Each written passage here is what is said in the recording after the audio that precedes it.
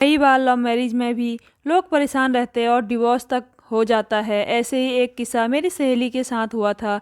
शादी के 2 साल तो उन लोगों ने बहुत अच्छा बिताया और उन्हीं 2 सालों में उनके 2 बच्चे भी हुए। उसके बाद उनकी ज़िंदगी में फैमिली को लेकर झगड़े होने लगे। वह अपने ससुराल वाली फैमिली को एडजस्ट नहीं कर पा रही थी।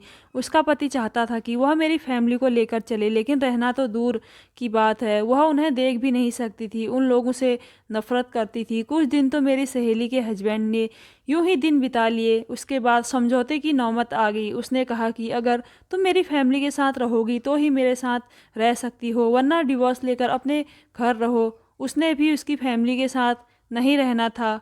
उसने डिवोर्स ले लिया और दोनों बच्चों को लेकर अपने मायके पड़ी हुई है। मैं उसे देखकर बहुत डर गई थी और मैंने सोचा मैं कभी भी लव मैरिज नहीं करूँगी, चाहे कुछ भी हो जाए। मैं अपने माँ बाप की पसंद की शादी करूँगी। और यूं ही मेरी एक दिन शादी हो गई, वह भी मेरे माँ बाप की मर्जी से। मेरे पति घर में आए तो उस वक्त 9 बज रहे थे। मैं उन पर बरस पड़ी थी क्योंकि मैं रात से उनका इंतज़ार कर रही थी, मगर अब सुबह के 12 बज चुके थे। उन्हें देखते ही मेरा पारा हाई हो गया। मैंने कहा आपको ऐसा नहीं करना चाहिए था। शादी के 1 हफ्ते के बाद ही उनका अजीब सा व्यवहार शुरू हो गया था। मुझे उनसे उलझन होने लगी थी, इसलिए मैंने उन पर बहुत गुस्सा किया। मगर वो हाथ में 2 लिफाफे लहराते हुए बोले, यह हमारे हनीमून की टिकट है। यह देखकर मैं बड़ी खुश हुई। मैंने कहा अब तो मुझे आपसे कोई शिकायत नहीं। अब मुझे यह बात बताइए कि हम कब जा रहे हैं। मैं तो यही समझ बैठी थी कि बाहर विदेश की टिकट है, हम लोग दुबई या फिर कनाडा जा रहे हैं ताकि अपना हनीमून मना सकें। यही बातें सोच रही थी कि मुझे कहने लगे, जल्दी करो, तैयार हो जाओ, हमें अभी निकलना है। अभी कैसे निकल सकते हैं। मैं उनसे बहस करने लगी। उन्होंने कहा कि हमें इसी टाइम घर से निकलना होगा, वैसे भी शाम को सफ़र करना अच्छा नहीं समझा जाता है। मगर मुझे अपने कपड़े वगैरह पैक करने में शाम के 5 से 6 बज चुके थे। मेरी सास हम दोनों से कहने लगी, बेटा शाम का टाइम घर से निकलने के लिए अच्छा वक्त नहीं है। तुम लोग इस वक्त घर से निकल रहे हो, वैसे भी सर्दियों की रातें बहुत जल्दी से शुरू हो जाती हैं, दिन छोटे होते हैं, तुम लोगों को अपना ख्याल रखना होगा। मेरी सास ने मुझे मना कर दिया, मगर मैंने उनकी कोई भी बात ना सुनी। अपनी सास को गलत समझ बैठी थी। मैंने कहा हमें इसी वक्त जाना है, मुझे रात में सफ़र करना अच्छा लगता है। मेरी सास ने मेरी बातों का बुरा नहीं माना। हम दोनों ही घर से निकल पड़े। गाड़ी में बैठते ही मैंने पूछा कि हम कहाँ जा रहे हैं। तैयारी के चक्कर में मैंने उनसे कोई सवाल भी नहीं किया था। तब उन्होंने मुझे अजीब सा जवाब दिया। वह बोले, हमें जाना कहाँ है, तुम अपने मायके यानी अपने माँ बाप के घर बनारस जा रही हो और वहाँ पर ही हम दोनों अच्छी अच्छी जगह पर घूमेंगे फिरेंगे। यह सुनकर मुझे थोड़ी मायूसी हुई थी, क्योंकि बनारस तो मैंने सारा घूम रखा था, क्योंकि मैं तो बनारस की ही रहने वाली थी, जबकि मेरी शादी दिल्ली में हुई थी। सो हनीमून का सारा भूत मेरे दिमाग से उतर चुका था। मुझे नई नई जगह घूमने का और देखने का भी बहुत शौक था, मगर मेरे पति तो मुझे बनारस लेकर जा रहे थे। मुझे गुस्सा तो आया, मगर मैं चुप हो गई थी। दिल्ली से तो हम शाम के 6 बजे निकले थे। रास्ते में खाना खाने में हमें रात के 8 बज गए थे। तब बनारस की सड़कें वैसे भी बहुत जल्दी वीरान हो जाती है। यहाँ के लोग रात देर तक दुकानों में नहीं बैठते। पूरी सड़क खाली और सुनसान हो गई थी। बस मैं और मेरा पति गाड़ी में एक दूसरे से गप्पे सप्पे लड़ा रहे थे। तभी मुझे कुछ गड़बड़ सी नज़र आई थी। ऐसा लगा जैसे कोई हमारा पीछा कर रहा हो। एक गाड़ी थी काले रंग की, जिसे मैंने सड़क पर 2-3 बार ओवरटेक करते देखा था। पहले तो मुझे शक हुआ, मगर फिर लगा जैसे मेरा वहम हो। वह करीब पिछले 20 मिनट से हमारा पीछा कर रहे थे। मेरे दिल में एक अजीब सा डर पैदा हो गया था, मगर मैंने अपने पति को यह बात नहीं बताई। कहीं गाड़ी चलाते चलाते उनकी नज़र गाड़ी से ना हट जाए तो परेशानी हो जाएगी, उनका सारा ध्यान बढ़ जाएगा।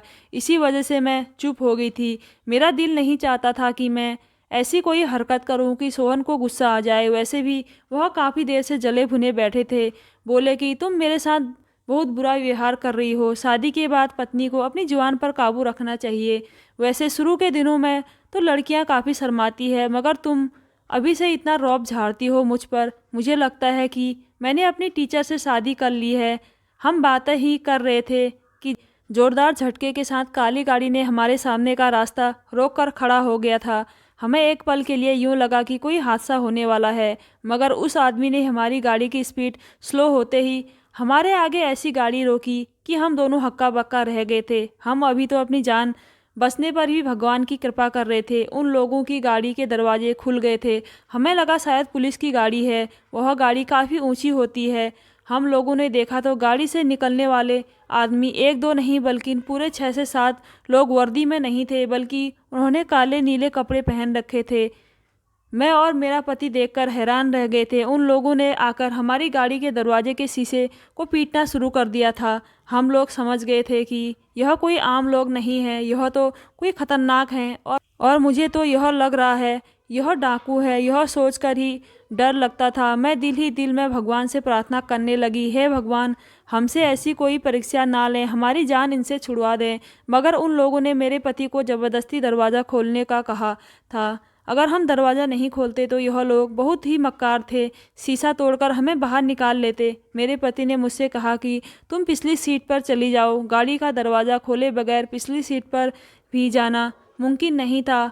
मैं धड़कते दिल के साथ अपने पति के पास ही बैठी थी। उन लोगों ने हमें बंदूक दिखाकर गाड़ी का दरवाज़ा खोलने को कहा था। मेरे पति ने उनसे कहा कि तुम्हें जो कुछ भी चाहिए मुझसे ले सकते हो। गाड़ी के कागज़, पैसे, जेवरात उनके हवाले कर दिए।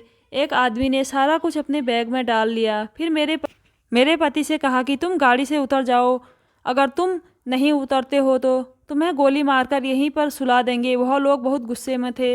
मुझे ऐसा लग रहा था कि हमसे मोबाइल फ़ोन छीनकर हमें लौटाकर यह लोग हमारी जान छोड़ देंगे, मगर ऐसा नहीं हुआ था।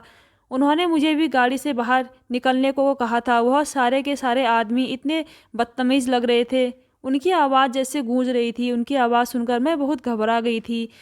मैं सहमी डरी हुई खड़ी थी। यह चारों पांचों मुझे देखकर हंसने लगे थे।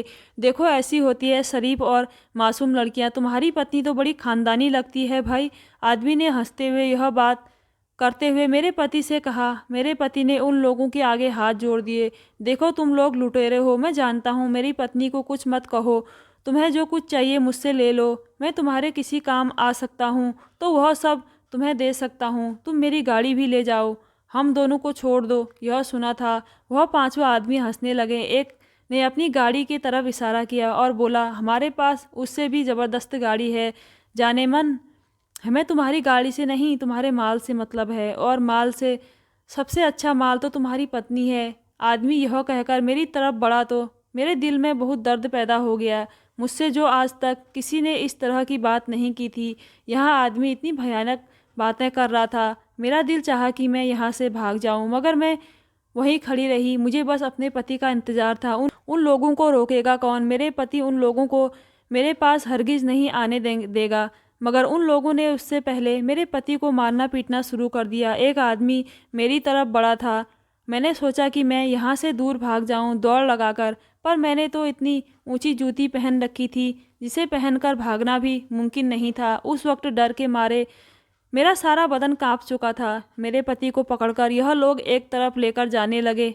मेरा पति चीखने लगा, भगवान के लिए मेरी पत्नी को छोड़ दो, मेरी इज्जत है, तुम लोग भी माँ बहनों वाले हो, ऐसा मत करो। मेरी अभी नई नई शादी हुई है। मैं अपनी पत्नी को लेकर उसके मायके जा रहा हूँ, ऐसी कोई बात नहीं है। मेरा पति चिल्ला रहा था, मगर वह आदमी बराबर हंस रहे थे। मुझे तो अपने आप को किसी गहरी खाई में डूबता हुआ नजर आ रही थी। चलो, इस औरत से हम सब मिलकर एंजॉय करते हैं। वह सारे आदमी मिलकर मेरे पति को उठाकर उनकी गाड़ी की तरफ बढ़ रहे थे। मेरे पति को उठाकर एक गाड़ी में डाल दिया गया था। मैं भी उस गाड़ी की तरफ लपकी तो उस आदमी ने मेरा हाथ खींचकर मुझे पीछे कर लिया। एक आदमी ड्राइविंग सीट पर बैठ गया। मेरे पति को दोनों हाथ पांव बांधकर पीछे वाली सीट पर बिठा दिया गया था। उन लोगों ने बंदूक की नोक पर मेरे पति को अगवा कर लिया था। मेरे पति बार बार मुझसे कह रहे थे कि यहाँ से भाग जाओ। मैंने भागने की कोशिश भी की, मगर उस आदमी के हाथ आ गई। वह बहुत ताकतवर था। उस आदमी से अपने आप को छुड़वाकर भागना संभव नहीं था। मेरे साथ जो आदमी खड़ा था उसने एक बैग में हमारी सारी चीज़ समेट ली, रुपये, पैसे, मेरा जेवर, यहाँ तक कि हमारे छोटे मोटे कपड़े वाले बैग उन लोगों ने हमसे छीन लिए थे। मगर उनके बावजूद भी उन लोगों ने हमारी जान नहीं छोड़ी थी। मेरे पति से गाड़ी की चाबियाँ ले ली, मेरे पति को गाड़ी की पिछली सीट पर बांध दिया। तभी उस आदमी ने गाड़ी चला दी, और जिस आदमियों ने मुझे पकड़ रखा था वह दोनों ही बड़े खतरनाक थे, और उनका कद काठी भी बहुत बड़ा था। चेहरे पर दाढ़ी सजा रखी थी। मुझे यहाँ से भागने की कोई सूरत नज़र नहीं आ रही थी। दोनों मुझे गाड़ी की तरफ लेकर जाने लगे। मैंने शोर मचाना शुरू कर दिया। मैंने ऊंची आवाज़ में चिल्लाना शुरू कर दिया, क्योंकि मेरे पास उसके अलावा कोई चारा नहीं था। मैंने यही सुना था कि मुश्किल टाइम में अपने भगवान को याद करो तो वह अपनी सारी शक्तियों से हमें बचा लेते हैं। लोग मेरा मजाक उड़ाने लगे थे। वाकई तुम्हारे पति ने तुम्हें देखकर ही चुना है, तुम तो पढ़ी लिखी भी हो। वह आदमी मजाक उड़ा रहा था। दूसरे ने गुस्से से चुप करवाने की कोशिश की। मेरे सामने यह सब कुछ करके मेरा दिमाग खराब ना करो। जो करना है वही करेंगे।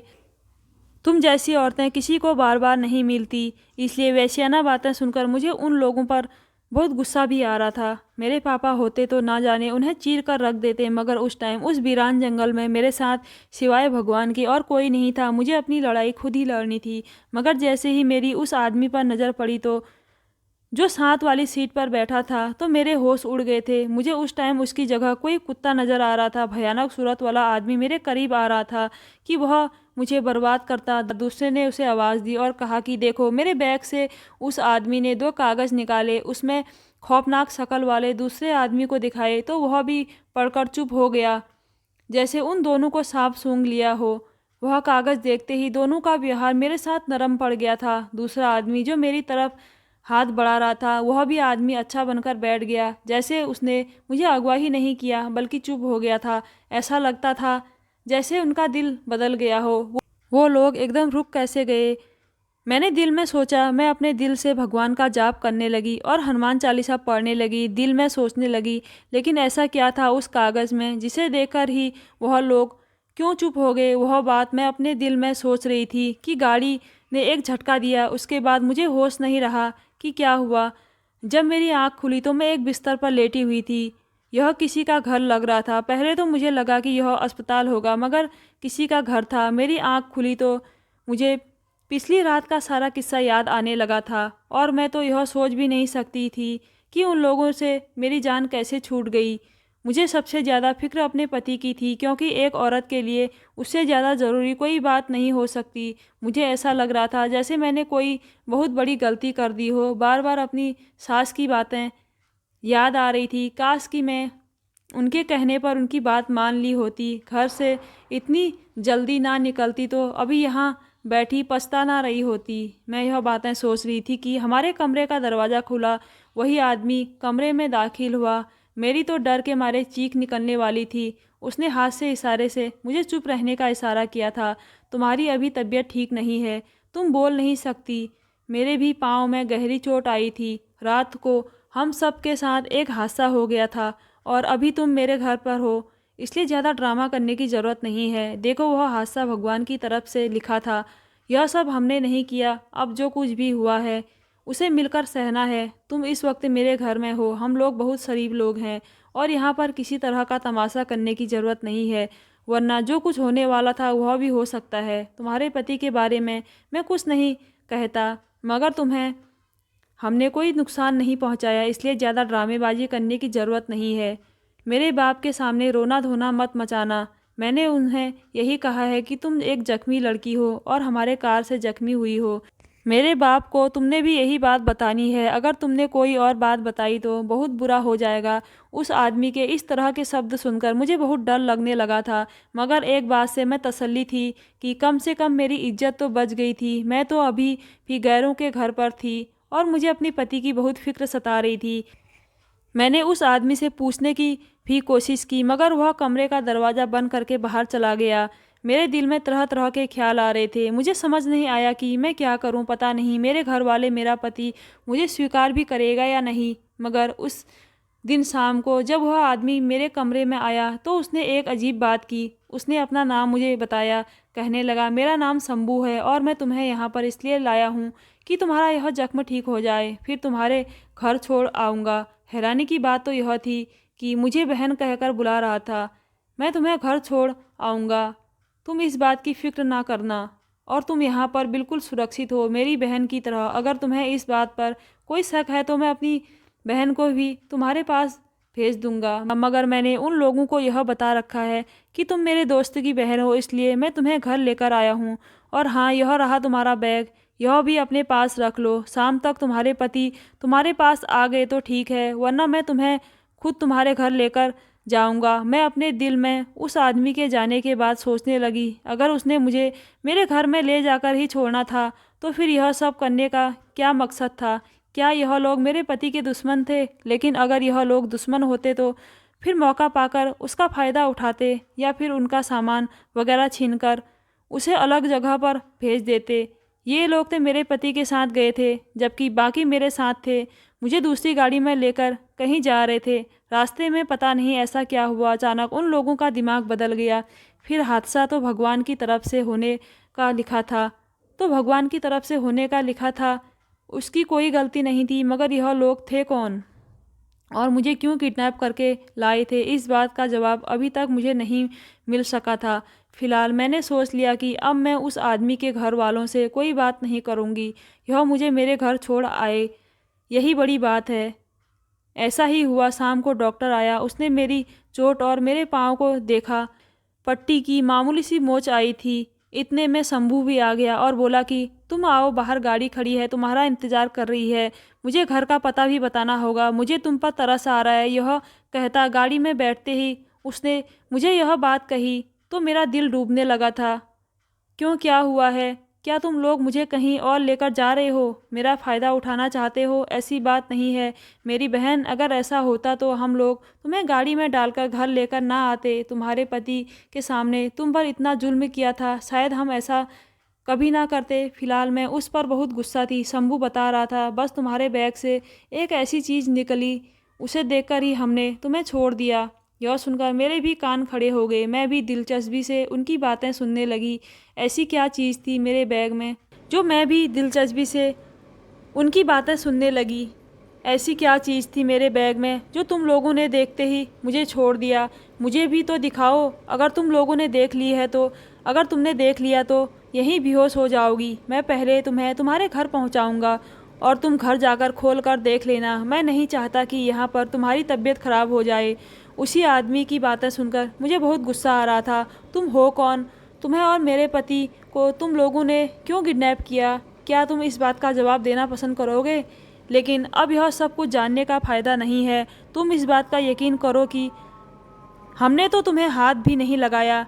रात को एक हादसा हो गया था, तुम्हारे सामने ही हम लोग भी जख्मी हैं। तुम्हारे तो सिर पर पाँव में मोच आई है, मेरी तो कमर भी टूट गई है। अब मैं घर जाऊंगा तो कुछ अपनी मरहम पट्टी करवाऊंगा, डॉक्टर के पास ज़रूर जाऊंगा, अपना एक्सरे वगैरह भी करवाऊंगा, कहीं कोई हड्डी ना टूट गई हो। आदमी चिड़चिड़ कर बातें कर रहा था, मगर मुझे असल बात की अभी भी कोई खबर नहीं थी। मुझे उसकी बातों में कोई सच्चाई भी नज़र नहीं आ रही थी। मैं चुप हो गई थी। सुबह का रास्ता उस आदमी के साथ तय करना मेरे लिए बड़ा मुश्किल था।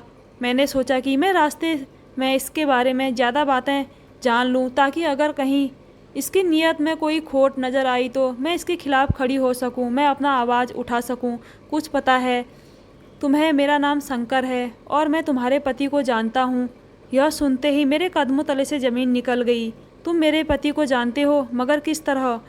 क्या तुम उनके दोस्त हो? तुम लोगों ने मुझे जानबूझकर किडनैप किया है, मगर क्यों? मेरी बात सुनकर उसने कहा वह पूरी कहानी मुझे बताएगा, लेकिन उसके बाद मुझे वादा करना होगा कि मैं शंकर के घर वालों से इस बारे में कोई बात नहीं करूँगी, ना ही शंकर के घर वालों के बारे में किसी को बताऊंगी। मैंने मजबूरी में हाँ भर ली थी। तभी शंकर ने जो बात मुझे बताई थी, उसने तो मेरी जान ही निकाल दी थी। तुम्हारे पति सोहन मेरे लिए बहुत जिगरी दोस्त था। मेरे सब घर वालों को भी पता था कि सोहन मेरे घर आता और घर आकर मेरे हर काम को मिलजुल कर करवाता था। मेरी बहन का कोई काम हो या फिर उन्हें स्कूल पहुंचाना हो तो सोहन पर मैं इतना ही भरोसा करता था, वह जितना कि एक सगे भाई पर भरोसा किया जाता है। मैं सोहन को अच्छी तरीके से जानता था, उसके बाप दादा को भी जानता था, इसलिए मैंने कभी भी सोहन पर कोई शक नहीं किया था। मगर एक दिन मैं अपनी बहन को कुछ समझा रहा था, मगर मुझे यह नहीं पता चला कि कब सोहन ने मेरी बहन के साथ चक्कर चला लिया। वे अक्सर स्कूल से लेट आने लगी। सोहन उसे वापस भी लेकर आता था, क्योंकि सोहन का कॉलेज ही हमारे घर के रास्ते में ही पड़ता था। सोहन वैसे तो अपनी गाड़ी पर जाता था। जिस दिन बाइक पर जाना होता तो मैं अपनी बहन को मना कर देता कि तुम सोहन के साथ नहीं आना, मैं तुम्हें खुद लेने आऊँगा। मगर धीरे धीरे सोहन ने भी अपनी गाड़ी का इस्तेमाल बढ़ा दिया और वही मेरी बहन को लेकर जाने लगा। हम बनियों में यह बात बहुत गंदी समझी जाती है, मगर मैं अपने घर वालों से यही बात कहता कि मुझे सोहन पर बहुत भरोसा है। सोहन ने भी मेरे पापा का दिल कुछ इस तरीके से जीत लिया था कि मेरे पापा भी सोहन पर भी कभी गुस्सा नहीं होते थे। मगर फिर जब हमने बहन की शादी की तैयारियां शुरू कर दी तो एक अजीब तमाशा हुआ। सोहन का मुंह बन गया था, वह मुझसे भी बात नहीं करता था। मैं तो जान ही नहीं पाया कि सोहन दिल ही दिल में मेरी बहन को पसंद करता था। ना ही उसने कभी मुझे यह बात की थी। अगर मुझसे यह बात कर लेता तो शायद यह नौबत ही नहीं आती जिस नौबत में सोहन ने हम लोगों को ले जाकर खड़ा कर दिया था। मैं अपनी बहन की शादी की तैयारियों में बिजी था। बारात भी हमारे घर आ चुकी थी। तभी दुल्हन गायब हो गई। हम लोग परेशान हो गए, पता नहीं दुल्हन कहाँ गई। मेरी बहन बहुत शरीफ थी, उसका किसी के साथ कोई चक्कर नहीं था। जब मेरी बहन गायब हुई तो हम लोगों ने उसे ढूंढना शुरू कर दिया। यह बात बारात वालों को भी पता चल गई। बारात तो दरवाजे से ही वापस चली गई थी। उन लोगों ने अभी अपनी गाड़ियों का इंजन भी बंद नहीं किया था कि पूरे घर में ही यह बात फैल गई, शंभू की बहन भाग गई है घर से। बस फिर क्या था, उन लोगों ने तो खाना भी नहीं खाया और वापस चले गए। अब अगर मेरी बहन वापस भी आ जाती तो उसका कोई फ़ायदा नहीं था। तब मुझे महसूस हुआ कि शादी में तो सोहन भी नहीं आया। हम उसे ढूंढने लगे। सबका शक सोहन पर जा रहा था। सोहन मेरी बहन को कभी स्कूल से लेकर जाता तो कभी इधर उधर घुमाने फिराने, और साथ में उसकी बहन भी होती थी। सोहन की वजह से हम लोग भी चुप रहते थे, मगर आज तो उसने हमारे इज्जत के साथ खेला था। वह बर्दाश्त से बाहर था। रात सोहन मेरी बहन को लेकर भाग गया।